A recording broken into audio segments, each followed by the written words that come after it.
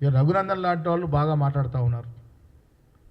బండి సంజయ్ గారిని రాష్ట్ర అధ్యక్షుడి నుంచి పదవి నుంచి తొలగించినప్పుడు రఘునందన్ గారికి మరి ఎక్కడున్నారు, అప్పుడు ఎందుకు మాట్లాడలేదు? దత్తాత్రేయ గారిని తొలగించి కిషన్ రెడ్డి గారు ఆ సీటు తీసుకున్నప్పుడు రఘునందన్ గారికి మరి తెలియదా? ఇలా బీసీల పట్ల మీకు చిత్తశుద్ధి ఉంటే మీరు బీజేపీ ఎంపీలు, నాయకులు, మంత్రులు మోడీని అడగండి. దేశవ్యాప్తంగా కుల సర్వే జరగాలి. ఎందుకు ఒత్తిడి తీసుకురావట్లేదు? మీరు ఈ దశగా ఆలోచించాల్సిన అవసరం ఉన్నది.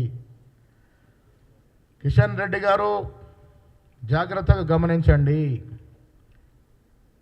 మీరు తెలంగాణకి రావాల్సిన ప్రాజెక్టులు, తెలంగాణకి రావాల్సిన నిధులు, తెలంగాణకి రావాల్సిన సంక్షేమ కార్యక్రమాలని ఏ రకంగా మోకాలు అడుగుతున్నారో తెలంగాణ ప్రజలు చూస్తూ ఉన్నారు. ఇప్పటికైనా దాన్ని మార్చుకొని తెలంగాణ అభివృద్ధి మీ తోడ్పాటు ఉండే విధంగా చూసుకోవాల్సిందిగా కిషన్ రెడ్డి గారిని మేము సూచిస్తూ ఉన్నాం.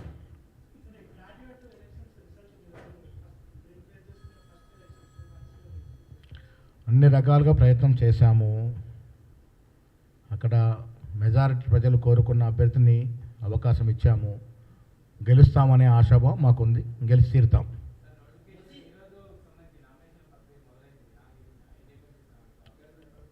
ఇంకా 2-3 డేస్లో దీని విషయమై చర్చలు ఉంటాయి. ఆశావాళ్ళు చాలామంది ఉన్నారు. సమీకరణలు, కుల సమీకరణలు, ప్రాంతాల సమీకరణలు చూడాల్సిన అవసరం ఉన్నది. అన్నీ చూసి సరైన నిర్ణయం 2-3 రోజుల్లో ప్రకటిస్తాం.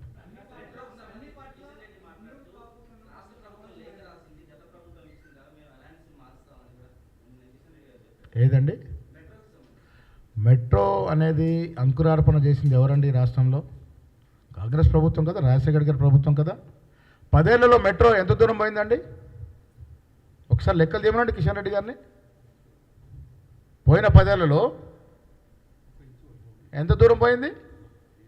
కాంగ్రెస్ ప్రభుత్వ హయాంలో మెట్రో అంకురార్పణ జరిగింది. మెట్రో పనులు కూడా కాంగ్రెస్ హయాంలో జరిగాయి. మళ్ళీ వీళ్ళ కాంగ్రెస్ పార్టీ వస్తేనే మెట్రోకి మోక్షం జరుగుతూ ఉంది.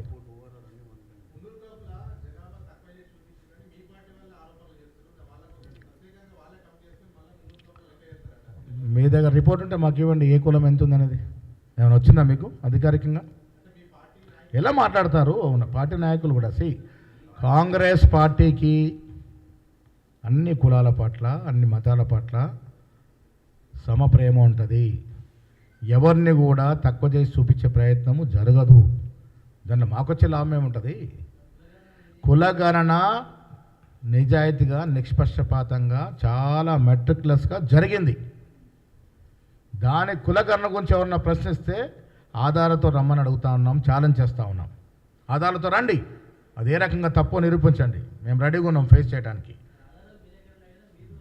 అంటే ఆధారాలు ఉన్నాయి కాబట్టి ఆ రిలీజ్ చేయడం కొంత సమయం పడుతుంది. ఇంకా 3.1% మీద సమయం ఇచ్చున్నాం. అవన్నీ డీటెయిల్స్ వచ్చిన తర్వాత వాస్తవాలు బయటకు వస్తాయి.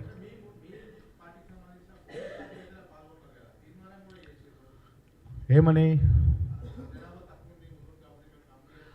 ఇప్పుడు వాళ్ళకి ఎవరు చెప్పారు మున్నూరు కాపు జనాభా తక్కువ ఉందని? దాని ఆధారం కూడా చూపెట్టమనండి. ఇంకా అధికారికంగా ఎవరు ఎంత అనేది బయటికే రాలేదు.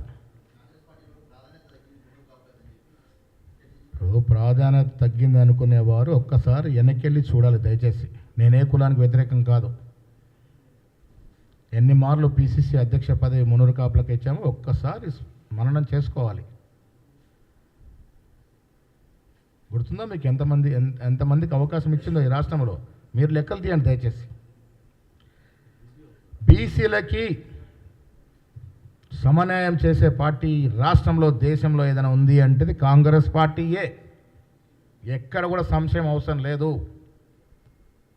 కాంగ్రెస్ పార్టీ మినా ఏ ఇతర పార్టీకి ఆ సత్తా లేదు, ఆ స్థైర్యమే లేదు, ఆ స్తోమత లేదు.